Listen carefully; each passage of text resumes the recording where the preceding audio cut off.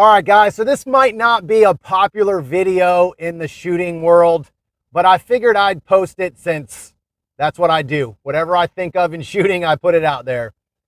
So I just read a post. A guy asked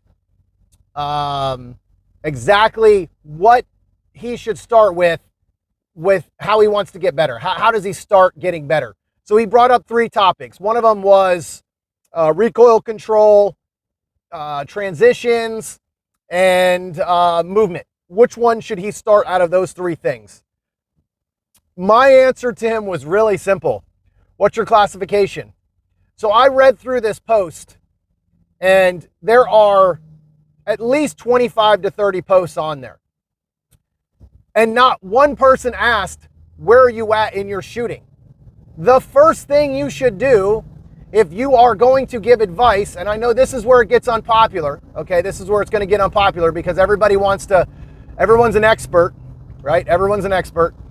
You have to know where the shooter is before you can give sound advice. If somebody who is a grandmaster in USPSA or comes from a heavy pistol background and asks a question about a rifle or vice versa, you can't give the same advice. They're 2 different platforms, 2 different situations. If there's a C-class shooter that's asking a question, whether movement is important, accuracy is important, all these different questions, you have to know where they're at. That's what sucks about giving advice on the internet is we don't know these people personally. We don't get to shoot with them personally. So it's very important before you give advice to find out where they're at in shooting. You could be giving somebody terrible advice and not have a clue where they're at. I have guys that are C-class shooters that, because they're a C-class shooter, I don't give them advice until I see a video of them shooting. It's difficult to give someone advice without having a background of how good they are. That's something that's really, really, really important in giving advice. So hopefully, before somebody jumps on and jumps my shit for saying this, hopefully this video will give you guys a hint on how to help somebody. Because I'm going to tell you, 99% of the advice that was given to this guy was really good advice.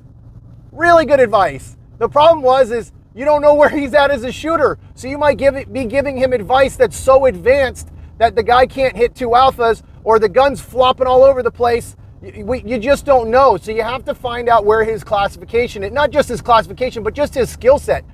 You have people that ask advice on where to start, have never owned a gun, that think shooting 1,000 rounds a year is a lot of bullets, right?